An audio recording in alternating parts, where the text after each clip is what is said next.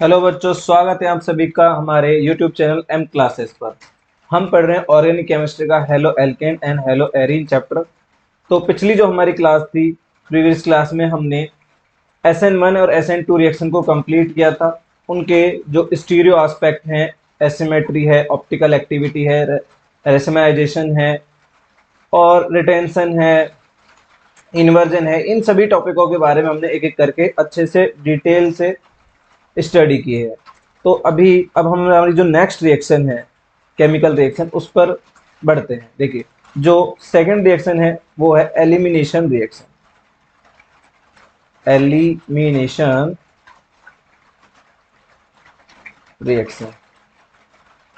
तो आज हम स्टार्ट करने वाले हैं elimination reaction of halo alkane. तो हेलो एल्केन की एलिमिनेशन रिएक्शन है उसको स्टार्ट करने वाले हैं। देखिए, ये जो रिएक्शन है कैसे होती है। यहाँ पर कोई एल्किल हैलाइड है, जैसे मान लीजिए ये कोई एल्किल हैलाइड है CH3CH2 एंड यहाँ कोई Br ग्रुप है। देखिए, प्लस ये जो रिएक्शन होती है यहाँ पर हमको लेना पड़ता है एक बेस, एक स्ट्रॉन्ग बेस मोस्टली यहाँ काम करता है। जैसे कोई भी अल्कोहल हो सकता है यहाँ पर स्ट्रॉन्ग बेस के रूप में, कोई भी मोस्टली यहाँ अल्कोहल ही KOH पोटेशियम हाइड्रोक्साइड यूज किया जाता है और इसकी प्रेजेंस में क्या किया जाता है, इसको हीट किया जाता है। क्या किया जाता है, हीट किया जाता है। तो हीट करने पर देखो क्या होता है, यहाँ पर इसका ये जो कार्बन है जो डायरेक्ट ब्रोमाइड से जुड़ा हुआ है इसको हम कहते हैं अल्फा कार्बन, और इसके बाद वाला जो ये कार्बन है ये बीटा कार्बन है, और यहाँ पर ये जो कार्बन है ये गामा है। इस तरह से alpha gamma beta gamma delta इस तरह के कार्बन होते हैं। तो देखिए, इस रिएक्शन में होता क्या है, यहाँ पर सब्स्टिट्यूट न्यूक्लियोफिलिक सब्स्टिट्यूशन रिएक्शन तो होती नहीं है। यहाँ पर क्या होता है, जो ये बीटा कार्बन है इससे हाइड्रोजन और अल्फा कार्बन से ब्रोमाइड निकल जाते हैं, एलिमिनेट हो जाते हैं, और जो प्रोडक्ट बनता है वो एक एल्कीन बनता है। क्या बनता है, एल्कीन बनता है इस तरह से, और यहाँ पर HBr निकल जाता है। तो यहाँ ये प्रोडक्ट जो बना है वो क्या है, एल्कीन है। तो ये रिएक्शन है एलिमिनेशन रिएक्शन, इसको हमको देखना है ना। इस रिएक्शन को क्या करना है, हमको देखना है इस रिएक्शन को, इसकी मैकेनिज्म को, जो भी चीजें इसमें आती हैं उन सभी को हमको देखना है। देखते हैं। देखिए, इस रिएक्शन में होता क्या है, एलिमिनेशन ऑफ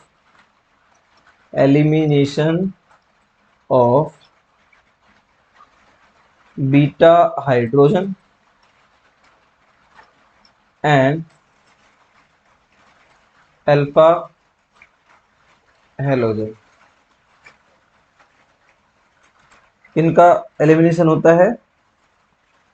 एलिमिनेशन होता है यहाँ पर बीटा हाइड्रोजन का और अल्फा हेलोजन का, यहाँ एलिमिनेशन होता है। देखिए, अगर इसके हम मैकेनिज्म को देखते हैं तो जो अभी हमने देखा, ये CH3 है, यहाँ जो ये CH2 है, एक हाइड्रोजन इसके पास यहाँ होता है ना, ये कौन सा है, बीटा है, और यहाँ जो ये CH2 है इसके पास ये यहाँ Br होता है।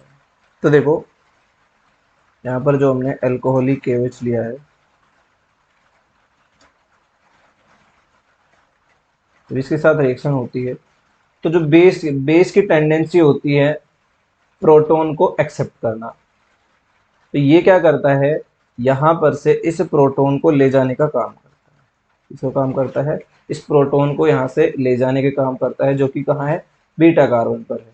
और इसके निकल जाने से यहाँ पर फिर क्या होगा, पॉजिटिव चार्ज होगा। इसको खत्म करने के लिए यहाँ से फिर ये इलेक्ट्रॉन ले लेते हैं, और साथ में एक सेकेंड, तो यहाँ पर क्या होता है कि जब ये प्रोटॉन यहाँ से निकल जाता है तो यहाँ से इलेक्ट्रॉन जाता है, तो इलेक्ट्रॉन जाने के कारण इस पर आ जाता है नेगेटिव चार्ज, और इस नेगेटिव चार्ज को कम करने के लिए ब्रोमीन अपना इलेक्ट्रॉन लेकर चला जाता है। तो इस तरह से यहाँ डबल बॉन्ड का फॉर्मेशन हो जाता है, CH3 CH double bond CH2, साथ में HBr निकल जाता है, जो अल्कोहली जो KOH है उससे वापस से प्रोटॉन को मिल जाता है। तो इस तरह से ये रिएक्शन होती है। तो ये बहुत ही सिंपल रिएक्शन है, लेकिन क्या होता है कि जो एक रूल यहाँ पर आता है जिसको हम बोलते हैं सेट-जेफ रूल। क्या कहते हैं? सेट-जेफ रूल यहाँ पर काम करता है। सेट-जेफ रूल इंपॉर्टेंट रूल है। देखिए ये रूल क्या कहता है? ये रूल कहता है कि जब मोर देन वन, मतलब क्या होता है कि more than one alpha carbon हो, सॉरी अल्फा कार्बन नहीं, बीटा हाइड्रोजन हो, then an alkyl halide,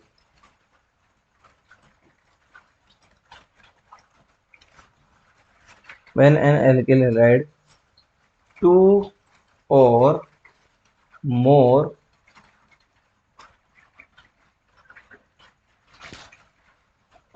beta hydrogen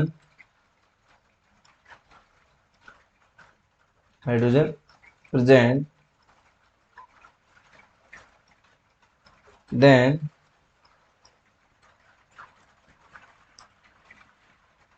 possibility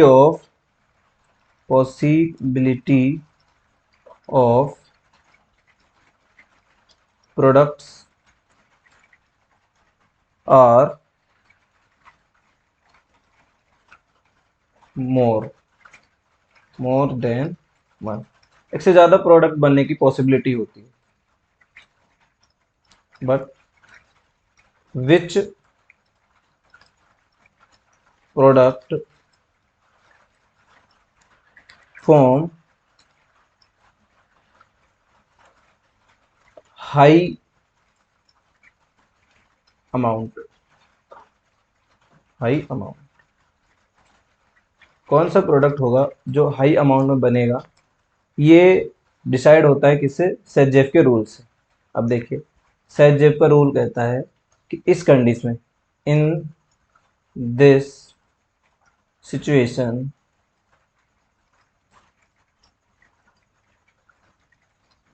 alpha, sorry beta है ना, beta hydrogen remove which carbon that form highly substituted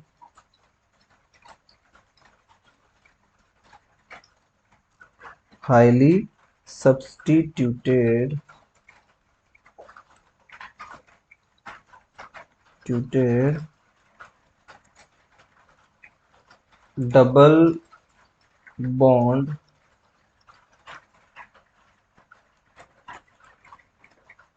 तो which carbon that form highly substituted double bond, तो वो hydrogen या वो beta hydrogen वहां से जल्दी से रिमूव होगा जिसके रिमूव होने से हाईली सब्स्टिट्यूटेड डबल बॉन्ड का फॉर्मेशन हो।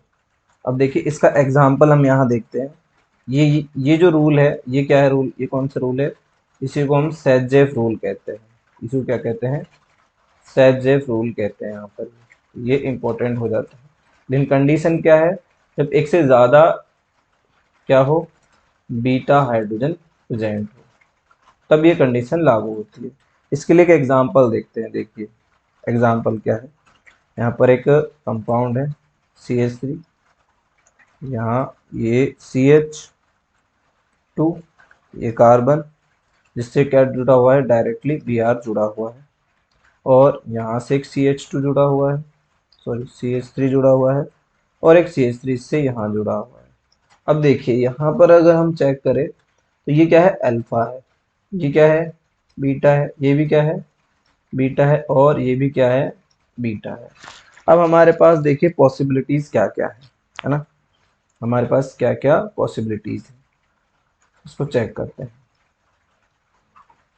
तो इस बीटा से इस बीटा, अब ये दोनों सेम ही है, चाहे इससे हाइड्रोजन निकले चाहे इससे हाइड्रोजन निकले, कोई प्रॉब्लम नहीं है, लेकिन कंपटीशन इन दो के बीच में, एक इस बीटा के और एक इस बीटा हाइड्रोजन के बीच में, कौन सा हाइड्रोजन इजीली रिमूव होगा, है ना। इसको हम इस तरह से शो कर देते हैं, यहाँ पर A2 एक हाइड्रोजन, यहाँ पर CH रह जाएगा और एक हाइड्रोजन यहाँ रह जाएगा, ठीक है। अब देखते हैं कंडीशन हमारे पास क्या, अगर यहाँ अल्कोहलिक OH ले लेते हैं और इसको हीट भी कर देते हैं, ठीक है, स्टार नजर आ रहा है, इसको हीट का साइन बना देते हैं, ठीक है। अब देखते हैं, अब रिएक्शन क्या होगी कि या तो यहां से ये हाइड्रोजन रिमूव हो या ये यहां से रिमूव हो, कौन सी कंडीशन फेवरेबल है वो चेक करेंगे। हमको ये चेक करना है, जो सेट का रूल कहता है कि हमको हाईली सब्स्टिट्यूटेड चाहिए, है ना, वहां से जो बीटा हाइड्रोजन है वो रिमूव होगा, जिसके रिमूव होने से जो डबल बॉन्ड बने उस पर हाईली सब्स्टिट्यूशन यानी एल्किल ग्रुप्स ऐड हो। अब देखते हैं ये जब रिएक्शन हमने कराई तो हमारे पास मान लो फर्स्ट वाली कंडीशन ये रखते हैं, यहाँ से हाइड्रोजन निकल रहा है, फर्स्ट कंडीशन हम ये रखते हैं कि ये CH3 है, यहाँ से हाइड्रोजन नहीं निकला है, ये कार्बन है, कार्बन से निकल चुका है, तो इस तरह से यहाँ डबल बॉन्ड बना, और यहाँ ये है CH2 और ये CH3, है ना। तो इस कार्बन पर हम देखते हैं, इस पर कोई भी सब्स्टिट्यूट नहीं है, इस कार्बन पर हमको ये भी सब्स्टिट्यूट दिख रहा है, ये भी सब्स्टिट्यूट दिख रहा है, तो एक ही कार्बन पर सब्स्टिट्यूट दिख रहे हैं हमको, दूसरे कार्बन को पर कोई सब्स्टिट्यूट नहीं दिख रहा है। अब इस कंडीशन पर बात करते हैं, दूसरी वाली कंडीशन पर, कि रिएक्शन हमने एक और रिएक्शन यहाँ देखी, सेम अल्कोहलिक KOH यहाँ पर होता है, इसको हमने हीट किया, जब ये रिएक्शन हमने देखी तो हमको क्या पता चला, इस बार जो है यहाँ से हाइड्रोजन निकलने वाला है, तो CH3, यहाँ पर ये CH हो गया, अब यहाँ से क्योंकि हाइड्रोजन निकल चुका है डबल बॉन्ड आ गया, यहाँ कार्बन रहने वाला है, इसके पास एक CH3 है ही, और एक ये नीचे वाला CH3 मैंने साइड में ऐड कर दिया। तो अब हम देखते हैं कि हमारे पास एक ये हो जाता है, एक ये हो जाता है, और एक ये और दोनों ही कार्बन पर क्या है, सब्स्टिट्यूट है ना, दोनों ही कार्बन पर हमको क्या मिलने वाले हैं, सब्स्टिट्यूट मिलने वाले हैं। तो इस तरह से दो तरह के कंपाउंड बनने के या प्रोडक्ट बनने के चांसेस हैं। तो ये वाला जो प्रोडक्ट होता है ये कैसा बनता है, मेन प्रोडक्ट बनता है, ये कैसा है, मेन प्रोडक्ट है, और ये हमारा माइनर प्रोडक्ट है। तो इस तरह से हमको ये चेक करना है कि किस बीटा हाइड्रोजन के रिमूव होने से सबसे ज्यादा क्या हो, substitute alkyl group double bond के जो कार्बन है उससे अटैच होते हैं, वो चीज हमको यहाँ देखनी है। ये किसने कहा है, ये कहा है सज्जेफ ने, ये अपने रूल में। और ये कब होता है, जब एक से ज्यादा बीटा हाइड्रोजन प्रेजेंस हो एल्किल हैलाइड में, ठीक है। तो इस तरह से ये रिएक्शन कंप्लीट होती है। अब इनका हम IUPAC नाम देख लेते हैं। अगर हम IUPAC नाम देखें तो इसका जो नाम हो जाएगा वो क्या हो जाएगा कि यहाँ पर ये इसकी मेन श्रृंखला हो जाएगी, ये इसकी मेन श्रृंखला हो जाएगी। यहाँ से हम नंबर देंगे 1 2 3 एंड 4, तो इसका जो IUPAC नेम हो जाएगा वो हो जाएगा 2 मैथिल और 1 2 3 4 4 है, तो ब्यूट, और सेकेंड कार्बन पर क्या है, इन, तो ये हो जाएगा 2 मैथिल ब्यूट 2 इन, इसका IUPAC नेम हो जाएगा। और अगर इसका भी IUPAC हम नाम देखना चाहें तो इसका जो IUPAC नेम होगा, इसकी जो मेन कार्बन चेन है वो इस तरह से हो जाएगी, ये इसकी कार्बन मेन चेन हो जाएगी। यहाँ से हम नंबरिंग स्टार्ट करेंगे 1 2 3 एंड 4। तो ये इसका यूपीएसी नेम हो जाएगा 2 मेथिल ब्यूटी रहने वाला है वो 1 इन। ये इसका प्रोडक्ट हो जाएगा। और यहाँ इसकी आईयूपीएसी नाम की भी बात कर लेते हैं।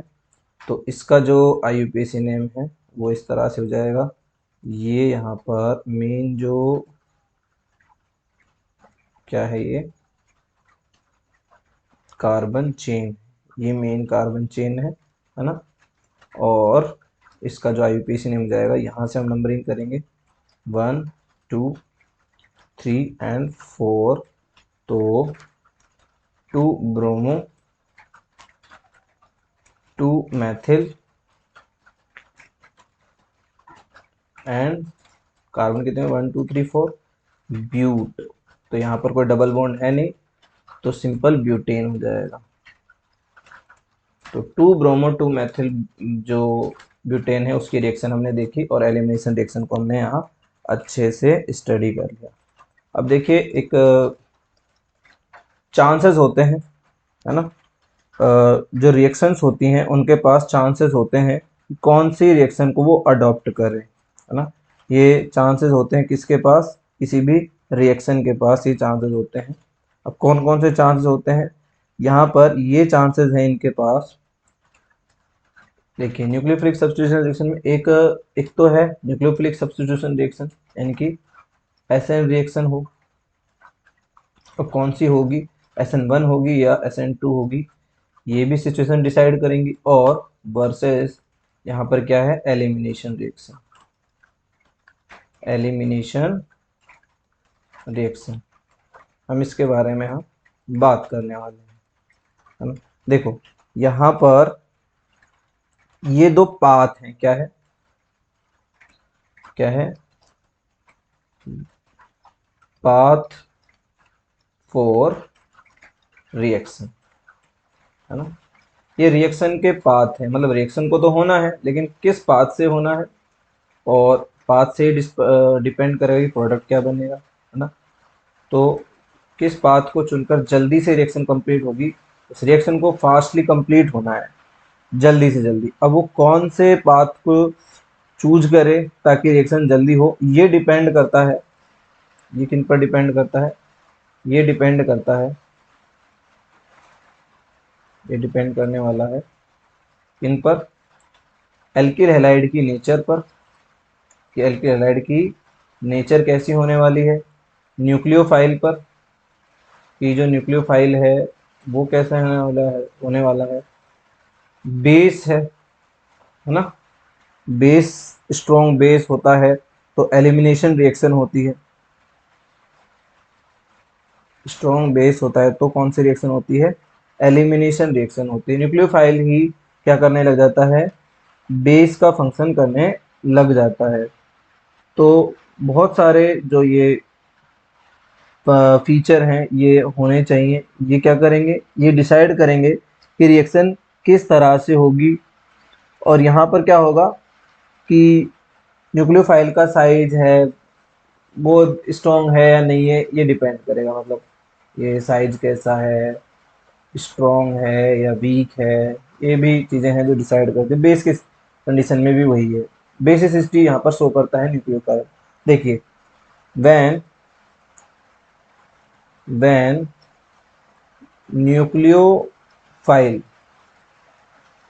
इज बल्की, है ना। जब न्यूक्लियोफाइल कैसा हो, बल्की हो, तो ये कैसे काम करेगा, ये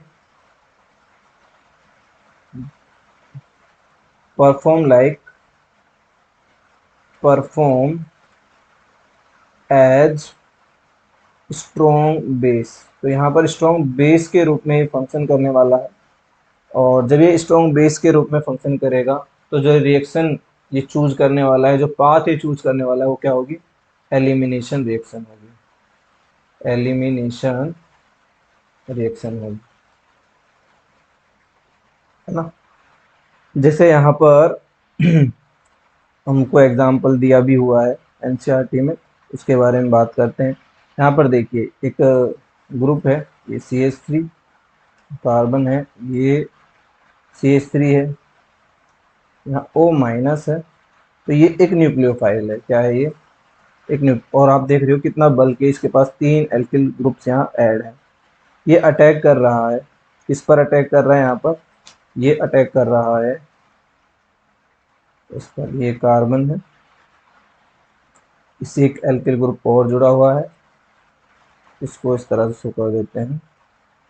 ये यहाँ पर ये एक CH3 ग्रुप जुड़ा हुआ है और ये Br है, इस पर अटैक कर रहा है। तो ये एक बल्कि ग्रुप दिख रहा होगा आपको। तो ये क्या करेगा? ये अटैक करेगा किस पर?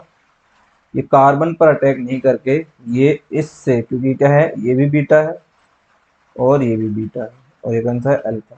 तो ये अल्फा से ब्रोमाइड को रिमूव कराएगा और यहाँ से एक हाइड्रोजन को रिमूव कराएगा। तो ये जो प्रोडक्ट बनवाने वाला है वो क्या बनेगा? देखिए आप भी देख रहे हो यहाँ पर कि ये एक हाइड्रोजन यानी प्रोटॉन को एक्सेप्ट करके क्या बना लेगा? यहाँ पर एक अल्कोहल बना लेगा। इसीलिए यहाँ जो प्रोडक्ट बनने वाला है वो क्या बनेगा? CH2 डबल बॉन्ड, यहाँ कार्बन आ जाएगा, एक मैथिल ग्रुप और यहाँ से Br हट चुका है ना? यहाँ से क्या हट चुका है? एक Br हट चुका है। तो इस तरह से एक डबल बॉन्ड यहाँ, एक हाइड्रोजन की कमी नजर आ रही है यहाँ पर, इस हाइड्रोजन को ऐड कर देते हैं, ये हाइड्रोजन, ठीक है। तो ये रिएक्शन हो जाएगी। अब देखिए अगर जो न्यूक्लियोफाइल है वो बल्कि ना हो तो क्या हो? इस तरह से जो दूसरा हमारा एग्जांपल है वो क्या है? यहाँ पर ये एक सिंपल सा न्यूक्लियोफाइल है और हमारा जो प्रोडक्ट है वो अभी भी सेम है। ये रिएक्टेंट यहाँ CH3 है, यहाँ CH3 है, यहाँ एक हाइड्रोजन है इसके पास और ये Br है। अब ये क्या करेगा? ये इस पर अटैक करता है, ये क्या करता है? इस पर इस तरह से अटैक करता है। तो अब ये न्यूक्लियोफाइल के फॉर्म में अटैक करेगा। अब ये आप भी जानते हो कि अब ये डिपेंड करता है कि रिएक्शन किस तरह की होगी, 1 डिग्री, 2 डिग्री, 3 डिग्री। आप जानते हो 3 डिग्री जो है किसके लिए होती है? SN1 के लिए मोर एक्टिव होती है, 1 डिग्री हो जाती है SN2 के लिए मोर एक्टिव होती है। तो इस तरह से वो प्रोडक्ट डिसाइड करेगा। यहाँ पर अब देखिए सेकेंड डिग्री रिएक्शन है, कैसी है? सेकेंड डिग्री है। तो यहाँ पर ये अटैक करेगा, अटैक करेगा तो जो प्रोडक्ट यहाँ बनने वाला है क्या बन जाएगा? Br यहाँ से रिमूव हो जाएगा, Br यहाँ से क्या हो जाएगा?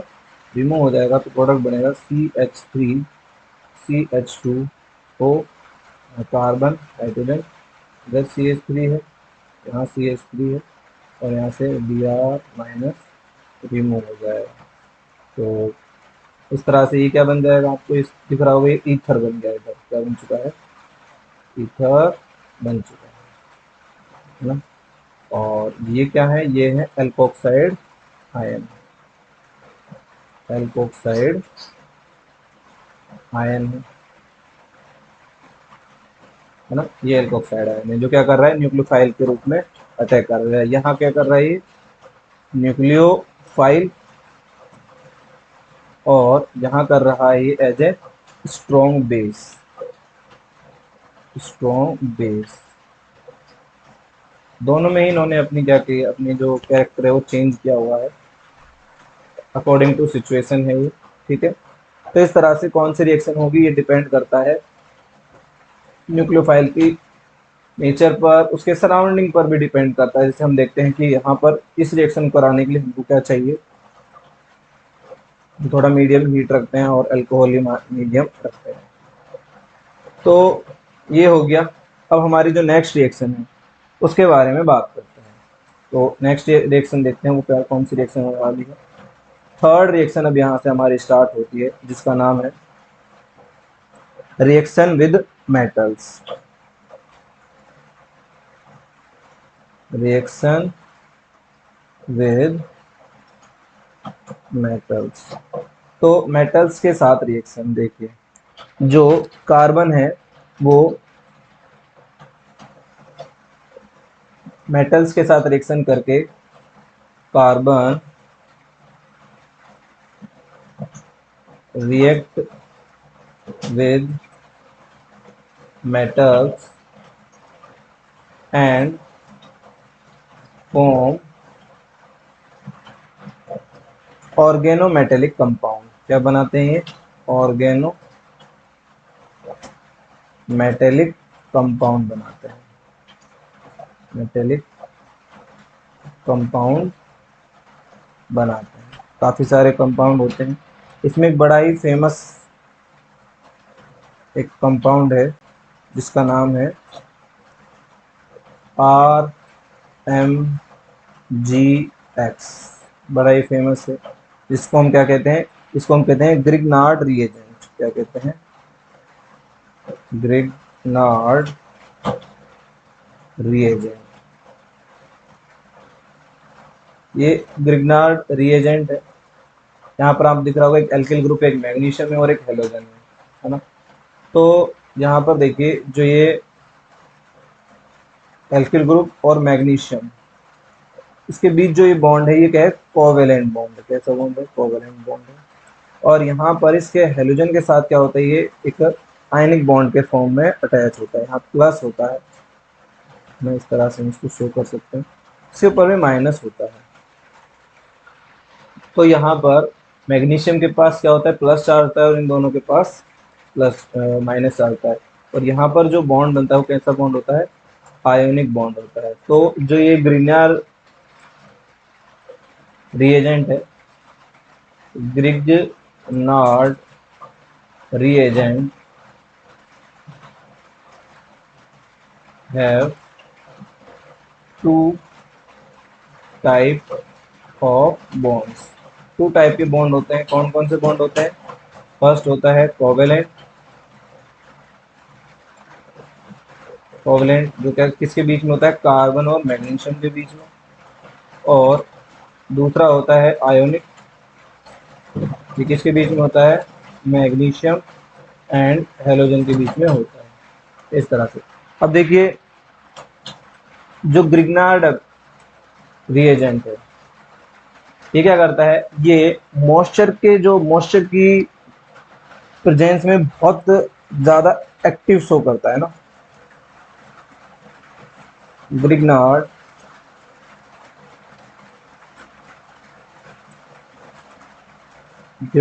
reagent are highly active. कैसा होता है? हाईली एक्टिव होता है। और ये क्या करता है? हाईली एक्टिव होता है। इट इज एनी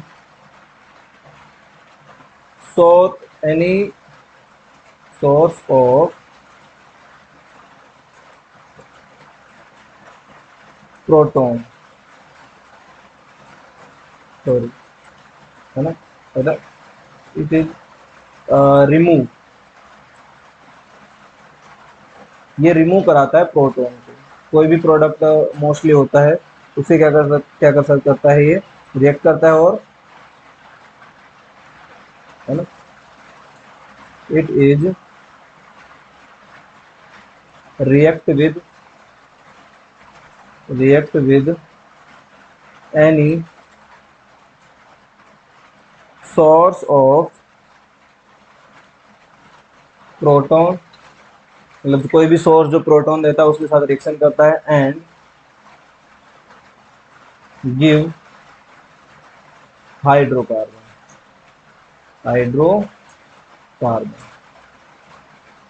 तो ये किसी भी हाइड्रोकार्बन मतलब कोई भी ऐसा सोर्स जो प्रोटॉन दे सके उसके साथ ये रिएक्शन करता है और क्या देता है? हाइड्रोकार्बन। तो इसीलिए ये जो है ये क्या करता है? ये फॉर्मेशन मेथड ऑफ हाइड्रोकार्बन, इसमें ये काम करता है। फॉर्मेशन ऑफ हाइड्रोकार्बन क्या मेथड में ये काम आता है? देखिए दूसरी बात, ये हाईली एक्टिव होने का इसे क्या है? ड्राई ईथर में इसको रखा जाता है क्योंकि बहुत हाईली एक्टिव होता है, थोड़ा सा भी मॉइस्चर होता है वहां से ये प्रोटॉन निकाल देता है। जैसे ये रिएक्शन है, यहाँ पर मान लो ये CH3 Mg और यहाँ कोई भी Br मान लो, माइनस प्लस माइनस है। यहाँ पर क्या है, थोड़ी सी मॉइस्चर है, उससे इसने रिएक्शन किया, इससे इसने एक प्रोटॉन ले लिया और प्रोटॉन दे दिया इस CH3 को, ये बन गया मेथेन। और इसका जो OH है, मतलब कैसा होता है, H प्लस OH माइनस होता है ना। तो यहाँ पर क्या होता है, इस OH को ये खुद ले लेता है और इस तरह से बना लेता है, ये प्रोडक्ट ये बना लेता है इस तरह से। तो ये क्या मिल गया हमको, ये मिल गया है यहाँ पर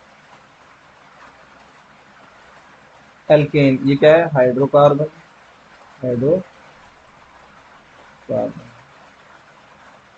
अब देखिए ये इतना इम्पोर्टेंट है कि हमको क्या देता है, हाइड्रोकार्बन। जब भी हमको हाइड्रोकार्बन बनाना होता है तो हम इस तरह से बना सकते हैं। अब देखिए, अब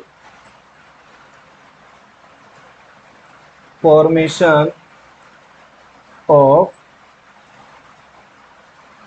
ग्रिग्नार्ड रिएजेंट।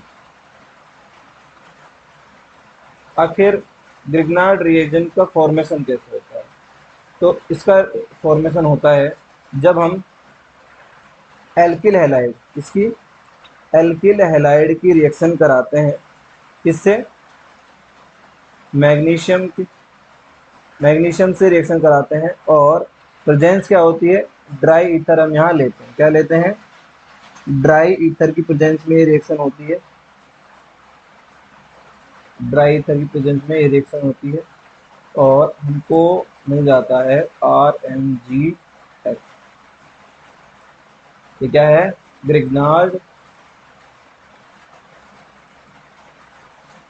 रिएजेंट है ना। तो जब भी हम रिएक्शन कराते हैं किसके साथ, एल्किल हैलाइड के साथ, किसकी, मैग्नीशियम की, when we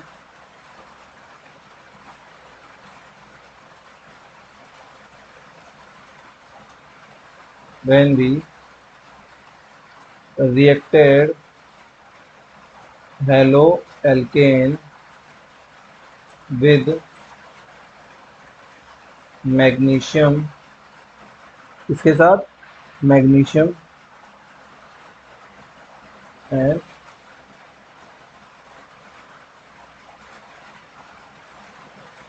in dry ether, ये presence of dry ether, ether की प्रेजेंस में रिएक्शन कराते हैं तो इस तरह से ग्रिग्नार्ड रिएजेंट कर। देखिए आपको यहाँ दिख रहा होगा कि ये हाइड्रोकार्बन हमको मिल गया है।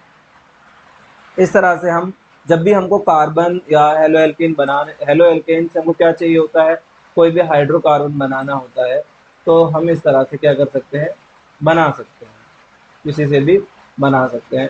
जैसे हमको क्या होता है, कभी कभी इस तरह से रिएक्शन यहाँ दे दी जाती है। तो एग्जांपल लेते हैं, देखिए कि हमसे कहा जाता है कि आपके पास प्रोडक्ट है ये CH3 CH2 और ये कोई Cl, ये कोई प्रोडक्ट है जिसका नाम है क्लोरोप्रोपेन, है ना, क्लोरोप्रोपेन।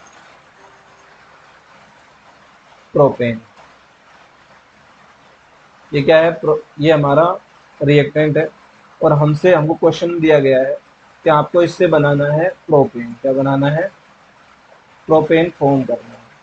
ये प्रोपेन क्या है, हाइड्रोकार्बन है, क्या है, हाइड्रोकार्बन है। ये हमको इससे बनाना है। अब हमको कैसे बनाना है, यही हमको क्या करना है, बताना है। इसके बीच में कौन कौन से प्रोडक्ट किस तरह से बनाना है, इस तरह से बनाना है। फर्स्टली हम क्या करेंगे, इसकी रिएक्शन कराएंगे, किससे, मैग्नीशियम के साथ, किसकी प्रेजेंस में कराएंगे, ड्राई ईथर, ड्राई ईथर की प्रेजेंस में रिएक्शन होगी। उसके रिएक्शन कराने पर हमको जो प्रोडक्ट बनेगा वो ग्रिग्नार होगा, CH2 CH2 and MgCH minus plus, और फिर इसकी रिएक्शन हम वाटर से कराएंगे तो हमको इस तरह से प्रोडक्ट मिल जाएगा OH एंड CH। तो ये आपको दिख रहा होगा कि हमने प्रोपेन बना लिया है। हाँ, प्रोपेन, ये क्या है, ये प्रोपेन है। तो इस तरह से इसका यूज किया जाता है हाइड्रोकार्बन के फॉर्मेशन में। अब देखिए एक और रिएक्शन हम देखते हैं, ये मेटल्स के साथ ही है। ये फर्स्ट रिएक्शन हमने देखी थी मेटल के साथ, अभी सेकेंड रिएक्शन है मेटल्स के साथ। ये क्या है, वुड्स रिएक्शन। एग्जाम में पूछी जाती रही है ये question, Wurtz reaction important reaction है, एग्जाम में पूछी जाती है। बहुत ही इजी और सिंपल रिएक्शन है। ये भी रिएक्शन किसके साथ होती है, देखिए रिएक्शन एल्किल हैलाइड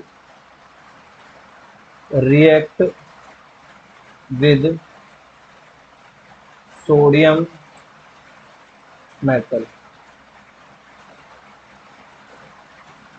इन ड्राई ईथर। क्योंकि हम जानते हैं कि सोडियम भी हाईली एक्टिव होता है, इसलिए उसको भी ड्राई ईथर में ही रखा जाता है। तो जब इसके साथ रिएक्शन करते हैं तो क्या बनता है, फॉर्म हाइड्रोकार्बन। यहाँ भी हमको हाइड्रोकार्बन ही प्राप्त होते हैं। मतलब जब भी हम एल्किल हैलाइड की मेटल से रिएक्शन कराएंगे तो हमको हाइड्रोकार्बन बन सकता है। अब देखते हैं कैसे। यहाँ पर हमको क्या लेना पड़ेगा, कोई भी एल्किल हैलाइड लेना पड़ेगा इस तरह से, लेकिन हमको इसके जो मॉलिक्यूल हैं 2 लेने पड़ेंगे इस तरह से, है ना। ये 2 मॉलिक्यूल लेने पड़ेंगे, और क्योंकि सोडियम अकेला नहीं रह पाएगा, इसको हमको रखना पड़ेगा ड्राई ईथर की प्रेजेंस में, क्योंकि हाइड्रोजन निकालना है। तो ये क्या करता है, यहाँ पर ये दोनों हैलोजन को नहीं देता है और एल्किल एल्किल ग्रुप को जोड़ देता है, और यहाँ से बना देता है 2NaX। ये बना लेता है इस तरह से, ये यहाँ से बना लेता है।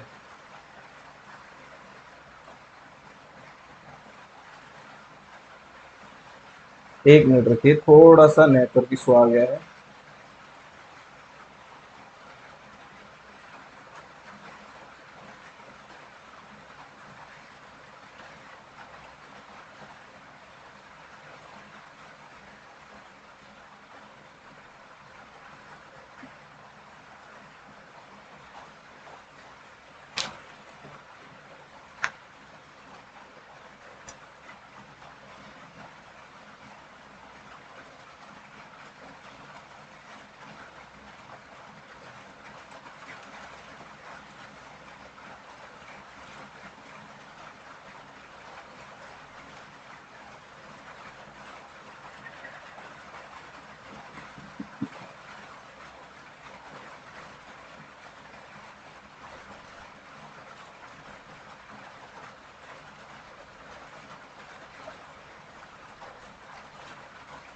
ठीक है, हो गया।